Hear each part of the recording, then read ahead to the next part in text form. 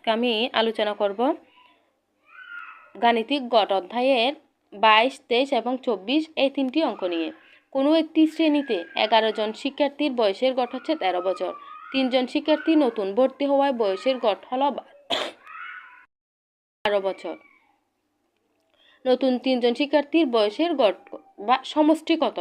এখন অর্থাৎ নতুন 3 জন শিক্ষার্থীর মোট বয়স কত সেটা বের করতে হবে। এখন 11 জন শিক্ষার্থীর গড় বয়স দেওয়া আছে 13 বছর। তো 13 বছরকে 11 জন শিক্ষার্থীর মোট বয়স বের করতে হবে।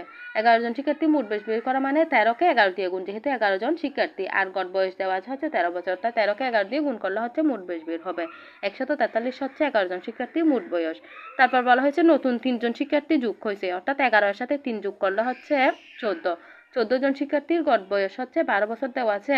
এখন মোট বের করতে হলে হচ্ছে 12কে 14 দিয়ে গুণ করতে হবে, গুণ করলে হয় 168। সুতরাং নতুন 3 জন শিক্ষার্থীর মোট বয়স হচ্ছে 168 থেকে 143 বিয়োগ করলে 25, অর্থাৎ 25। এটাই হচ্ছে আনসার। নতুন 3 জন শিক্ষার্থীর মোট বয়স হচ্ছে 25 বছর। রহিম ও করিমের বয়সের গড় 35 বছর। রহিম ও হামজার বয়সের গড় 20 বছর। হামজার বয়স 21 বছর হলে করিমের বয়স কত? এখন রহিম ও করিমের বয়সের গড় হচ্ছে 35 বছর দেওয়া আছে। এখন মোট বের করতে হলে রহিম ও করিমের বয়সকে 2 দিয়ে গুণ করতে হবে, কারণ রহিম ও করিম এখানে দুইজন মানুষ, তাই 2 দিয়ে গুণ করতে হবে। 2 দিয়ে গুণ করলে হয় 70 বছর।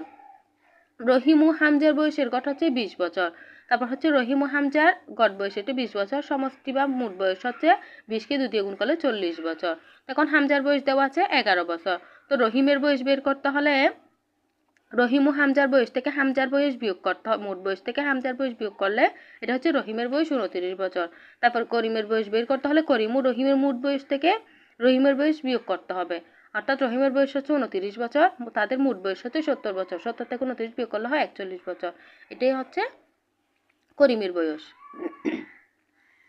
5টি সংখ্যার গড় 40, এর সাথে 3টি সংখ্যা যোগ করা হলো, সংখ্যা 3টির গড় 22, সমষ্টি কত পাবে? 8টি সংখ্যার গড় কত? দেখুন 5টি সংখ্যার গড় হচ্ছে দেওয়া আছে 40, 5টি সংখ্যার মোট 200, তারপর 3টি সংখ্যার গড় দেওয়া আছে 22, তারপর 3টি সংখ্যার মোট হচ্ছে 3 দিয়ে 22কে গুণ করলে 66। সুতরাং 8টি সংখ্যা 3 আর 5 হচ্ছে 8। 8টি সংখ্যার যোগফল হচ্ছে 200 যোগ 66 সমান 266। এবার 8টি সংখ্যার গড় বের করতে হবে। 266কে 8 দিয়ে ভাগ, 266কে 8 দিয়ে ভাগ করলে হয় 33.25। এটাই হচ্ছে আনসার।